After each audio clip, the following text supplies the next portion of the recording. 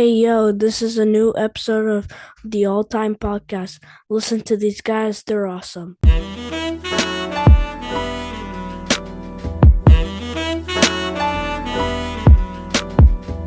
Welcome to a new episode of the All Time Podcast. I am your host this evening, the Ayatollah of Hip Hop, the whole damn show, and the Rated R podcaster, also your visionary and revolutionary. With my co-host this evening, and my co-host this evening is not alone. He is not alone. I'm not the loneliest co-host ever anymore. That's it. The gang is back. What's up? I'm Dean Milenko. You already know this shit. The best French Canadian accent, c'est Jacques Rougeau. And that's Derek that gave it to me. That's Derek that gave it to me, and I said, yes, I'm going to use that one. Jacques Rougeau, what a fucking legend. And here we are, man. Again, another episode. Yeah, I like your setup, by the way. You look actually way nicer than that, and it feels like you're in a king's chair. It might have been because you took over the podcast last week, so now you think you're the host. Well, I had to change it, huh? I was alone. I had no choice. I love it. And our other host this evening, co-host this evening? You already know what it is. It's the greatest there is, the greatest there was, and the greatest there ever will be. Mr. Ideas 101, Mr. Nickname 101, Mr. French Canadian Giving Nicknames 101. I just do this shit. We're just here to accompany Milenko. Said he's not alone this week. Poor guy. Felt bad for him last week. Yeah. But listen, it is what it is. Scheduling conflicts are going to happen. Steven thinks he's better than us and absolutely wants to live a rock star life. And absolutely. It is what it is, Mr. International, Mr. Worldwide. Absolutely, like Pitbull. But the boys are back in town, and let's get after it. Milenko, before we get into the review of the evening, I just want to thank you for doing what you did last week. Recording a podcast all alone and being that great, I would have never been able to do that. Let me tell you one thing. We just launched, by the way, this was Milenko's idea. We just launched the EP Spotlight that I'm fairly proud of. And let me tell you, recording alone, even if it's for 1 minute and 40 seconds, has to be one of the hardest things I've done. You're never happy with the product you give. You always want to redo it. You always forget to say something. You always miss something. You always make a mistake in either saying the title or just trying to highlight something. It's way more nerve-wracking than actually interviewing somebody. Oh, yeah, you forget stuff. That's what happened to me a lot. I was like, fuck, I forgot to tell this. I forgot to say this, that. But that was the first time, so next time is going to be better. So let me give you, since I was supposed to do that episode with you, speaking of somebody being busy, Derek is also busy. He likes to shit on me, but he's always busy with work. So the only person I know that works 7 days a week, 24/7.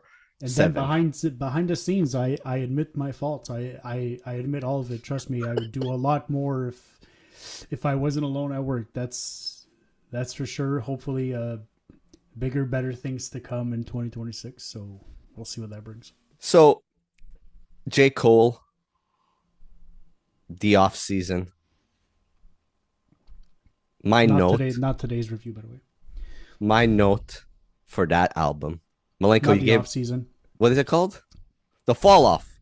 Yeah. Off season was a few years ago. Yeah. We're a little late on that one. Let's be honest. The off season was better than the fall off. Milenko, you gave it a 5 on 10. Yeah. I am going to be giving it a solid 5 on 10. 5 on 10. You fall asleep after the 6th song, no? Look, it was a long fucking album. Look, J. Cole is a good artist. He's a good lyricist. But did we really need 2 albums in one? Did we need all that falling asleep music? He was basically reiterating everything he's been giving us for the last 10, 15 years. So to me, it was interpolation album, man. He did everything that we. I don't want to go back at it and you listen to the fucking review, but that's what really gave me Okay, J. Cole is the greatest rapper for people that don't listen to rap. Yeah. That's all I gotta say. I think I'm going to disagree on that. And I'm going to say I realized something listening to Malenko's episode. And I realized that the moments where J. Cole surprises me the most is when he's not trying. And also, I think he might be one of the best feature artists hip-hop artists to ever do it.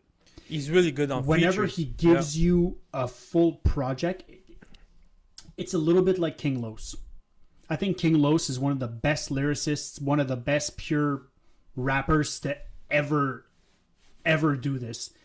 But he struggles with putting a cohesive project together and enjoyable projects together from the first track to the last track. But whenever he features or whenever he drops a single here and there, they're all bangers. It's fantastic. It's the projects together that, for me, is a little bit tougher. But when J. Cole features on something, he kills it. He absolutely demolishes it. And is that saying that he's so much better than everyone else, or are the rappers that are putting him as features are not on his level? It's also that too. Like, are you truly number one if you're competing against, a guy or a girl that's 15th? Or are you number one when you compete against the other guy that's supposed to be number one? Is for album per album, I think he's not even close from top 5. No. Not even close. No. He reiterates the same thing consistently, and it's like he doesn't get interesting. Like, he's not an interesting artist. He's a very boring, bland artist. Like, if you would have taken the best songs out of both discs, I would have still probably given it a 6.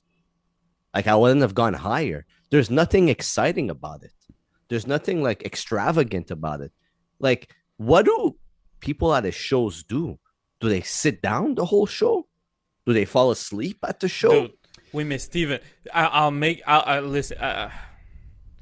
I'll be the devil's advocate here. You can say that about J. Cole, but give a J. Cole one of these albums that we listen to, they fall asleep right away. Yeah, dude, we listen to drumless fucking weirdo ass beats. Like, yeah, that's true. You can't say nothing about it. No. No. It's just that's just being the personal liking and not. But he makes music to move. I think he's a good writer. He's a good writer, yeah, but it's just the concept of the album. He cannot fetch something that's interesting enough or something that's like new. He doesn't bring that newness. He's just constant. He's a good. Maybe something happens when you reach the top. Maybe something happens when you reach the top, and maybe you don't have that hunger that you used to have when you were on the come up. And I think we spoke about this multiple times, even relating to wrestling, how it's the chase for the championship that's the most entertaining, not the championship run in itself. Mm-hmm. And I think for J. Cole, it's one of those things of like early J. Cole, there was a hunger to him. There was like an appetite to him to prove his worth.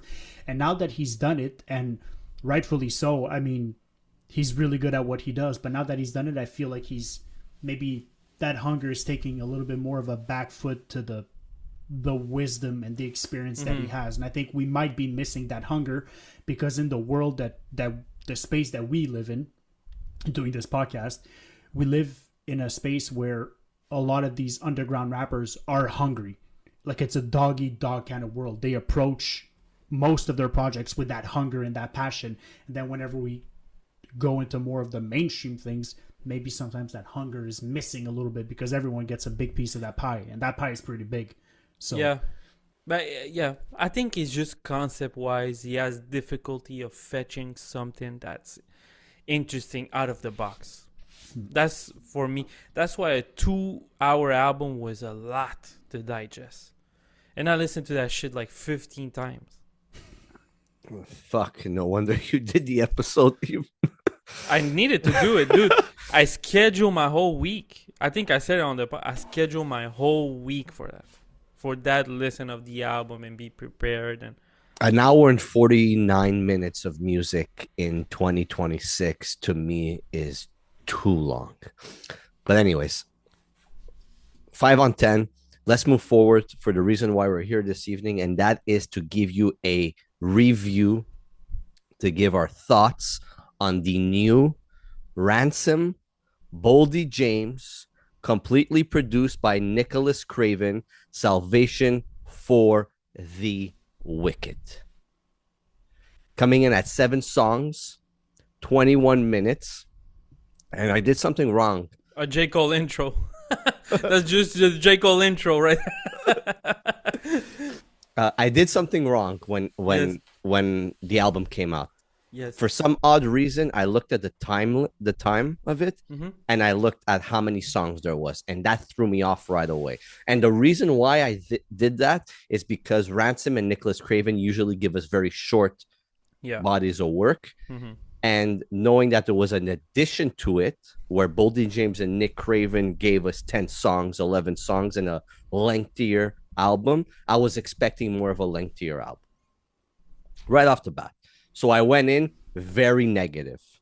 And I've literally sat with this record now for 2 weeks.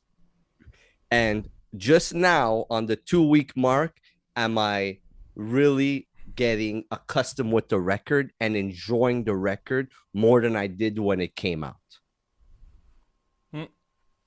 All right. This took me a long time, and I had a conversation with a friend of mine last week on how I actually really felt about the record at that given time, and I found digesting the album in the first few takes, I didn't really like it as much as I do now. And that is because I was trying to get used to Ransom and Boldy James rapping together on 7 songs. Those are 2 guys that their flows are very different. Their vocal tones are very different.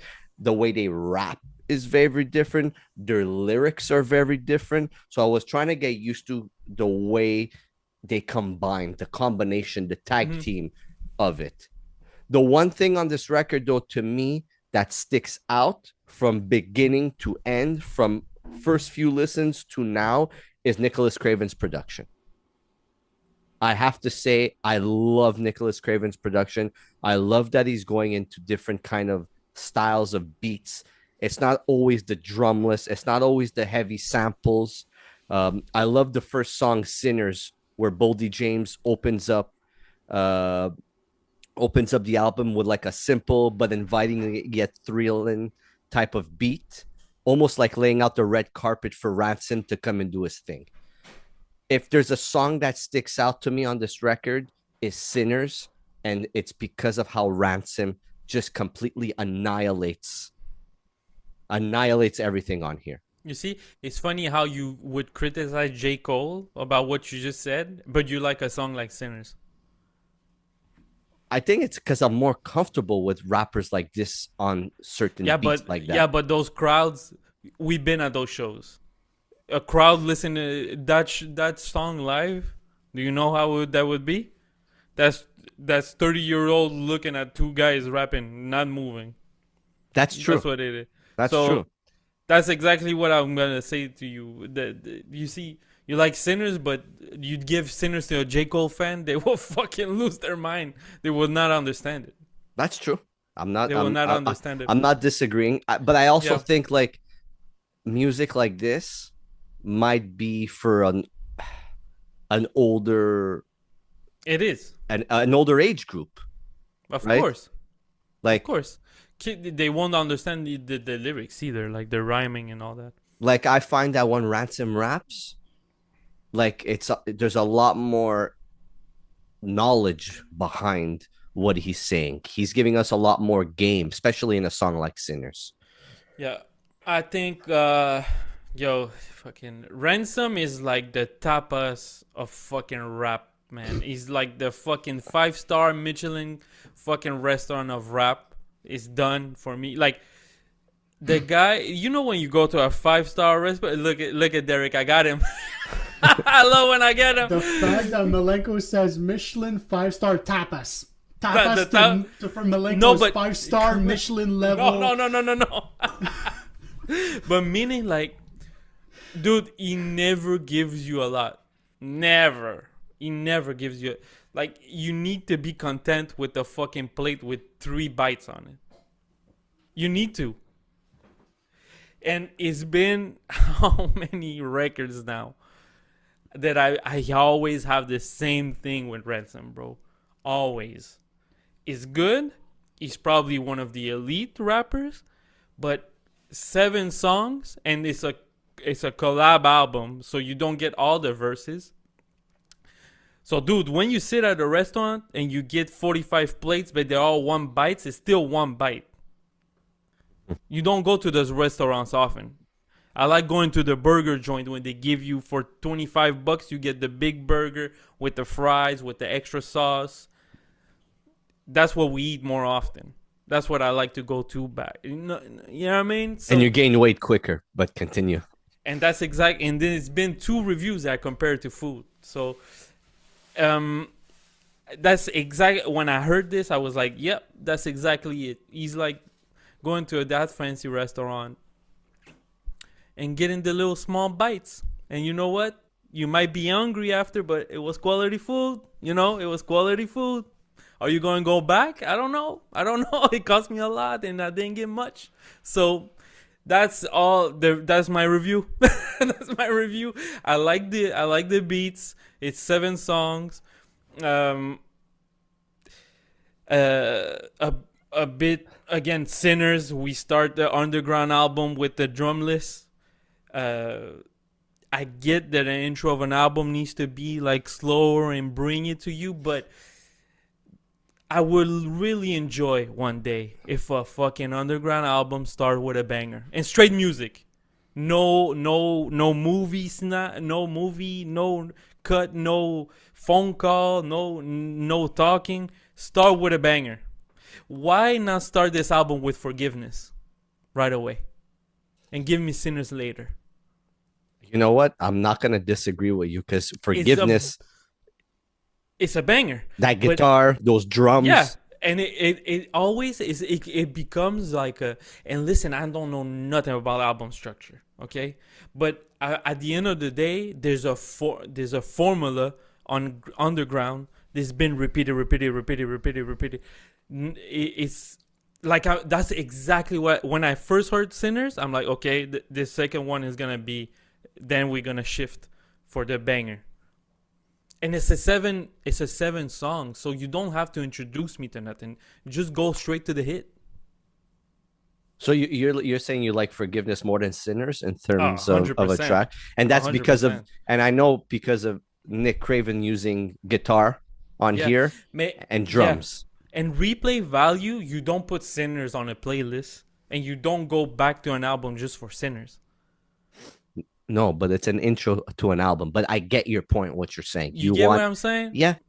But it's a 7. It's just a small project, so I get that. But Sinners. Look, if this was a 10-piece album, like with 10 songs, Sinners is opening up the album because it makes a lot more sense. But I get your point in going in with Forgiveness. Forgiveness is more, upbeat. Again, I'm going to mention the drums.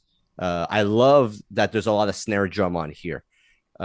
Something different that we don't usually hear from Nick Craven. Again, not using always the sample and the voice loops. He's really going in on here with the production.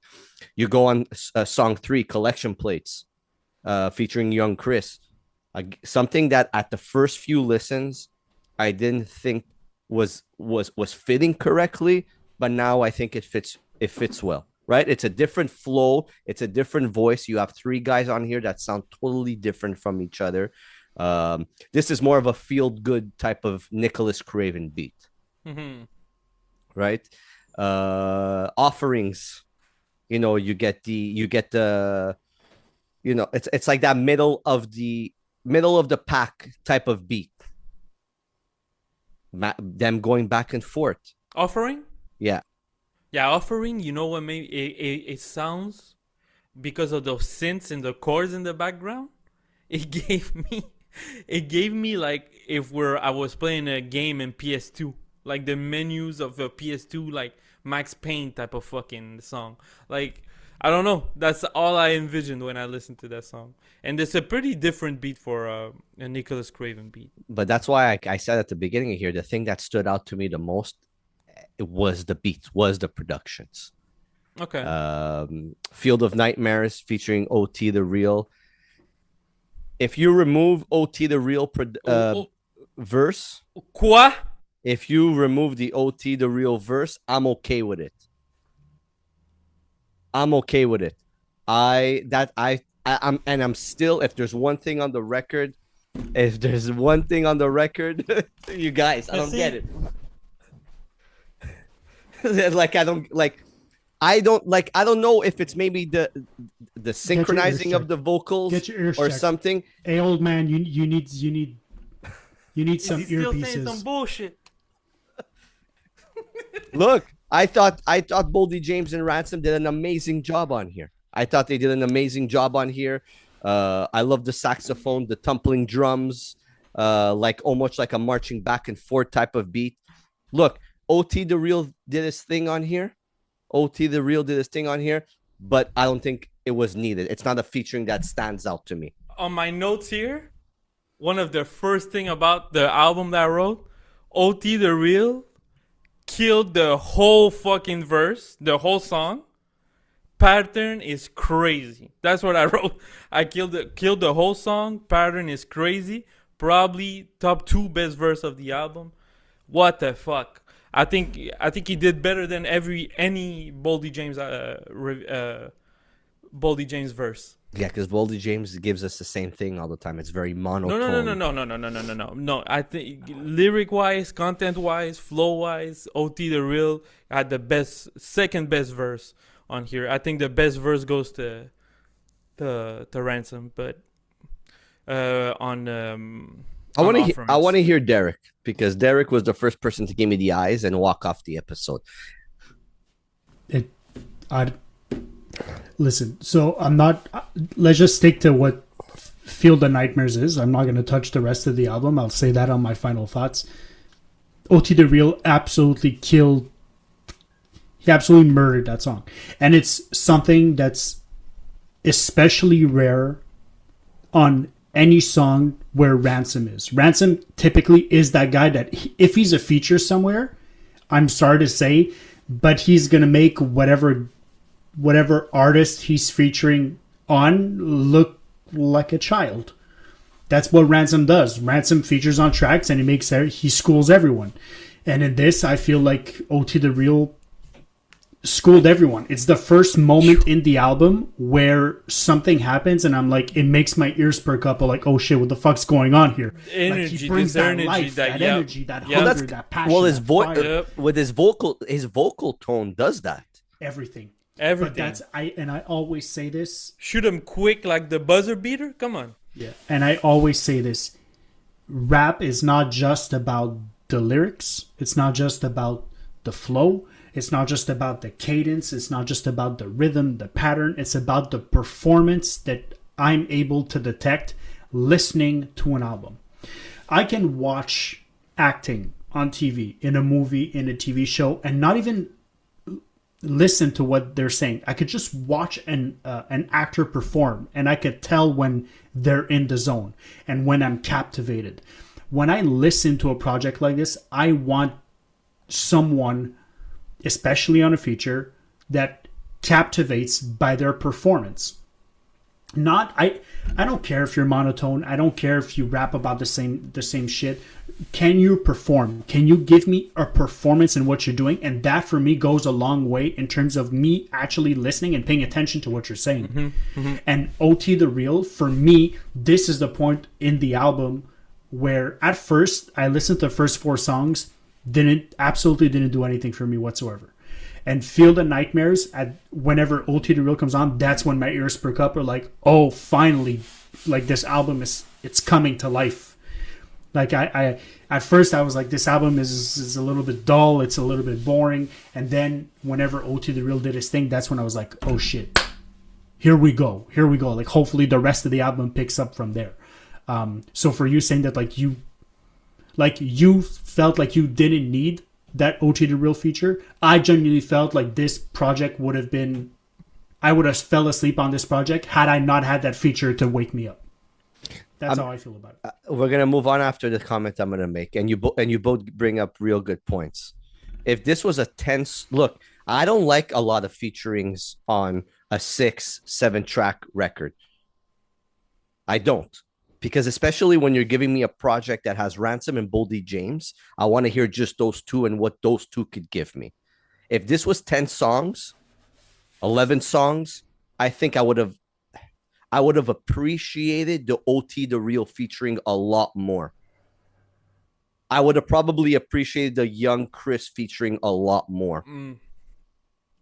If that makes a lot of sense, because if I'm getting a small project like this, just look at the Ransom stuff that he did with Nicholas Craven at the beginning. Like, just look at that. Like, we were just getting all of Ransom and with all of Nicholas Craven, so we were really focused on the main idea, the main topic, the main everything of the album. So I find that it kind of throws me off. The two featurings on here kind of throws me off to where I just want to pay attention to Nick Craven's production, Boldy James and Ransom, and what those two could do together, being so different on this. That's just my 2 cents on that. Okay. Again, we get into Leather Sandals, another uplifting type of production from Nicholas Craven. And then, how do you pronounce this? Because I'm going to say titties. 16 tights. Fuck, I can't. It's one thing that I have a lot of trouble with is reading. Titties? Yeah. No, I can see titties. I love this beat. One of the best beats of the whole album. So jazzy. Like, literally so jazzy. Something else we don't really hear a lot of Nick Craven giving it to us, but it's more of an uplifting jazzy, more of a jazz bar. Like, like there's a lot more going on this, and it was a really good way to finish off these 7 songs. But I'm gonna say this before we get into the final thoughts of the record. I'm gonna start off with my final thoughts of the record, and I'm gonna end it with you two. I can't do the seven song projects anymore, especially not from 2 heavyweights like this. First of all, Ransom giving me 7 songs consistently. For me now, I can't. Malenko, you made the greatest point possible with your food analogy. The tapas. The tapas. I always want more. I'm always craving more. I want to see more. Remove the featurings. I might appreciate this a lot more. I just want more. I'm sorry. I want more. Nicholas Craven, you gave us some amazing production on here in different bags that you haven't really went in this in depth. I want more. Give me 3-4 songs more. If there's something that Boldy James is doing good on here, is the hooks. It kind of balances off the monotone flow throughout the record. You're keeping up with Ransom. Let's not get it twisted here. You see the name Boldy James, you see the name Ransom. You see any name next to Ransom and you're like, holy fuck, how is this person gonna keep up with him? Literally. Yeah. It's impossible. It's almost too I don't think there's any rapper that can keep up with him. I don't know. Look, we had Conway the Machine be with Ransom. And as not amazing or not exciting as that project was, you can't keep up with Ransom. The vocal tones that are too different on here is something that kind of now sleeping with the album kind of works.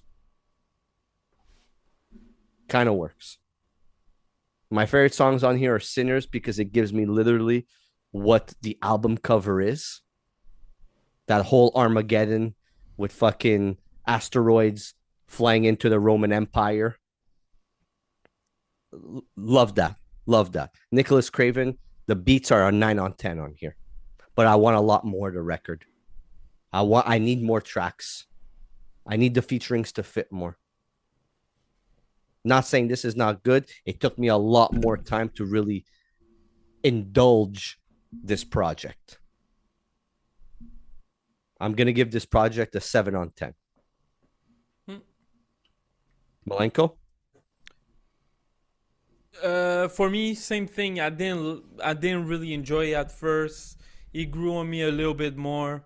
My favorite songs on here: Leather Sandals, Field of Nightmares, and Collection Plates. The replay value, I don't know, man. You just talked about the Ransom Conway album. I went to that album back Niet 0 times since the review. I can't name you one song of that. Can you? One song? No, Malenko, I didn't buy it. Incredible. Yeah. So it's crazy. It's crazy. And Ransom Conway was probably one of the most underwhelming album I ever got in. If Nick Craven produced that whole album, I think it would have been a 10 on 10. But continue. But those are my songs that I liked. I've bit of the format of the underground mixtape type of short album is getting to me a bit now. I'm kind of getting tired a bit of it. I want a little bit more movement. I want some. We already evolved with the West Side Gun of these, with the music and the song structures. The song structures are all over the place, and I love that. But I need the albums now to get a little bit more chaotic here and there. I feel like I'm waiting. It's a 1, 2, 3, 4 step that I'm always already anticipating. I think the beats are good. I think he went a little bit off pockets that he used to do back then, more in the director's cut era of Craven, but I don't think it's gonna stick with me long. I wasn't too much impressed about this, so for me, it's I would give it a 6 out of 10, above average. Derek? Listen, Ransom is one of my favorite, if not my favorite to ever do it. But this project for me was just a miss. The whole first part of the album, I really had no interest in it. Then Field of Nightmares, Leather Sandals, and 16 Tights. Those are my top 3 in this. And I enjoy short albums. I'm someone who in life genuinely enjoys EPs. I love EPs. I really do. I love short projects. I love the 20 to 30 minute projects just because I feel like it's easily digested. You could give it to a lot of people. They don't have to sit with a project for too long, especially if it's not their, like, let's say it's a music is not their cup of tea or their musical genre. I could give a metal EP of 5 songs, 6 songs by like President to someone who doesn't know metal. It's 23, 25 minutes. They could get on with their life for the rest of the day. For me, hip hop is the same thing. But with that being said, if you're going to put 7 songs on vinyl, like those 7, like that whole EP better be a banger.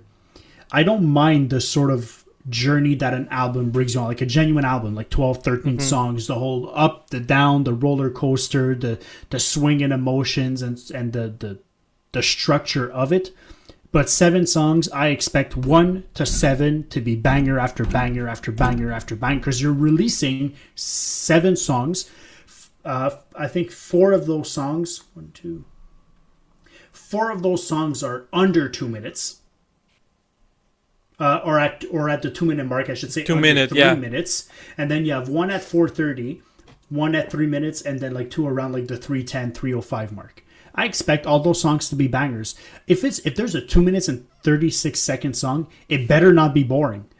You know, it better not be boring. So either the production has to be on point, or the lyricism, which with Ransom always is, but the flow, for me, everything sort of bled into one another to make just like a hodgepodge of just And this is coming from a guy who absolutely loves Ransom.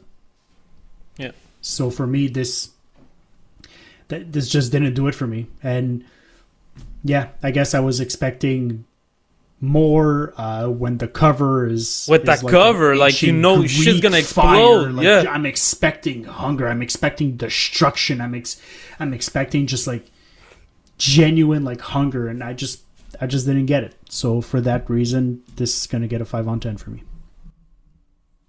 Man, I love that we don't talk to each other before the episode, so we have absolutely no idea what we're gonna say. No idea about what we're gonna say. Yeah, that's our review.